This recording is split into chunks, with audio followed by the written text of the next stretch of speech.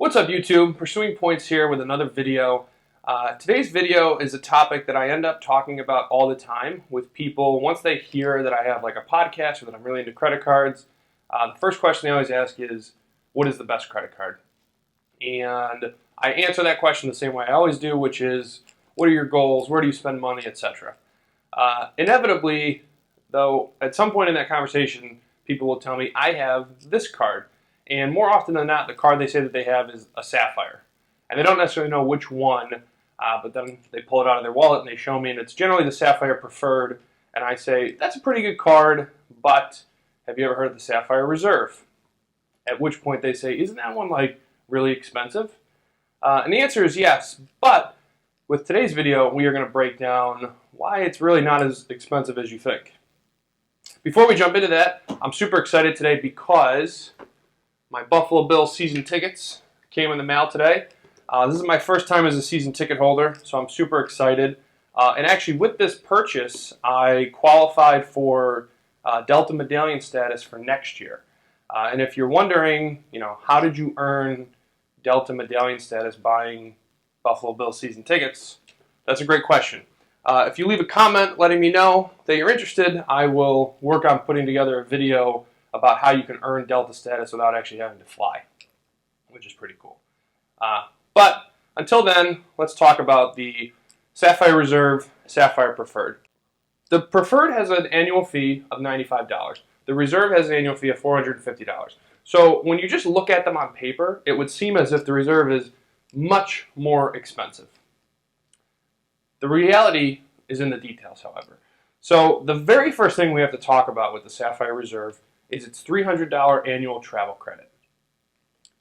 If you can make full use of this credit, the Reserve is going to look like the winner for you. If you can't make full use of the credit, it's not going to be as valuable. So what is the credit? Bottom line, every dollar you spend for the first $300 per year on things like airfare and hotels and tolls and Ubers and rental cars, etc., all of that money is going to be automatically reimbursed to you.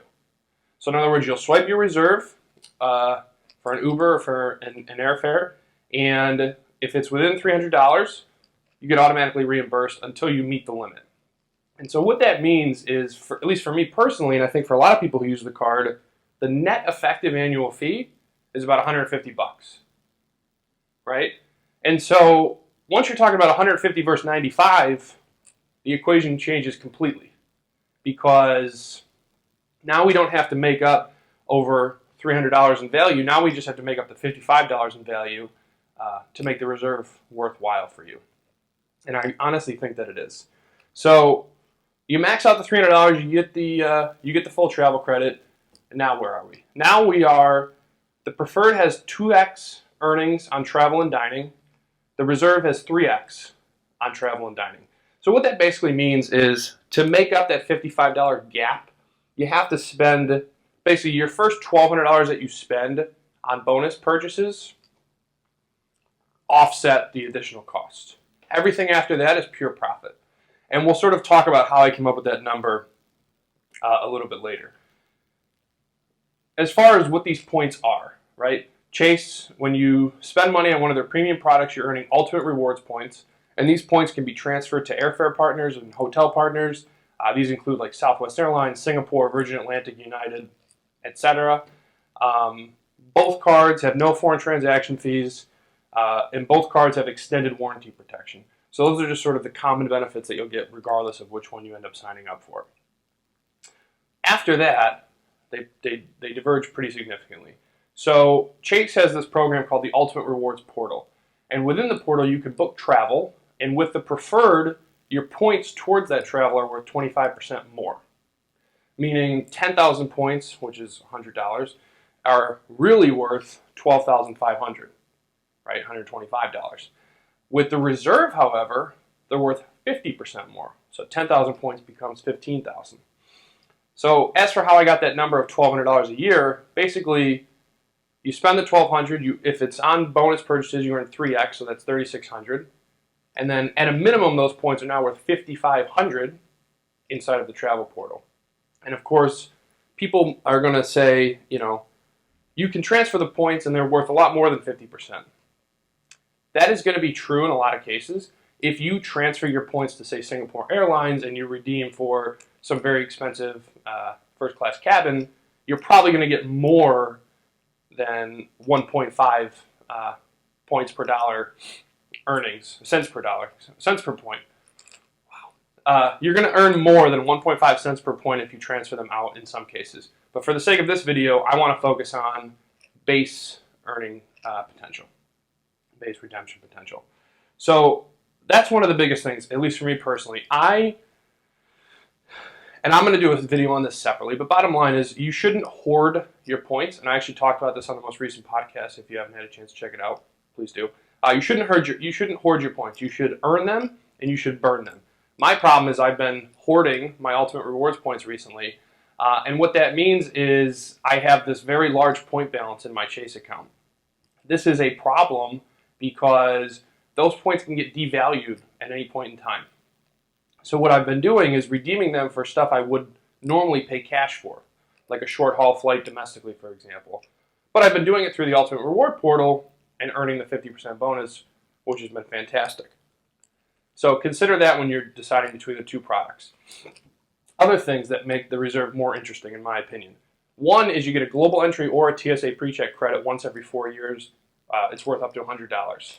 So at least in your first year, if you don't have one of these two, if you don't have membership to one of these two programs, it's a free $100. The Reserve also gets you priority pass lounge access. How valuable that is to you is really dependent upon how much you fly and how much you use it. But we can assign a pretty conservative value of, say, $100 a year. At a minimum, you should be able to get about $100 a year out of that access. The Preferred offers no such credit for TSA PreCheck global entry, nor does it offer any sort of lounge access. What else? Purchase protection. So they both offer purchase protection. The Preferred, however, only covers you up to $500 within 120 days for damage and theft. The Reserve offers $10,000 for 120 days damage or theft. Lost luggage reimbursement, the Reserve comes in at $3,000. So if you or an immediate family member check on our carrier luggage that is damaged or lost by the carrier, you're covered for up to $3,000 per passenger. Preferred has no such coverage. Primary rental car insurance. So the Preferred does have primary rental car insurance, but what they say on the website is somewhat ambiguous. It says you are covered for theft and collision damage up to the actual cash value of the vehicle, whereas the Reserve, they state flatly you're covered for up to $75,000. So that's pretty nice. I personally use my Reserve for all rental car purchases. You have to put the full cost of the car on the card, and then you're covered for up to $75,000.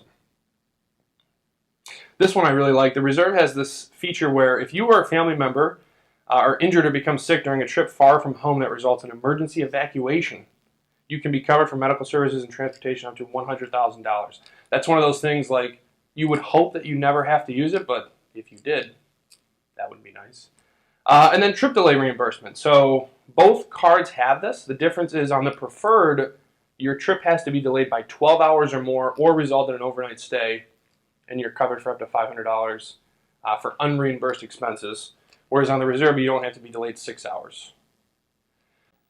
So what's the bottom line? The bottom line is the Reserve, while it's more expensive, at least on paper, I think overall, if you can use even a little bit of the overall benefits that it affords you, it's going to end up paying for itself many times over, long before the Preferred will.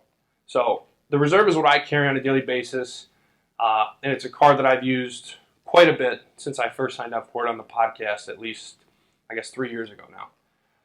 That still is one of the most popular podcast episodes, so you should check it out if you haven't already.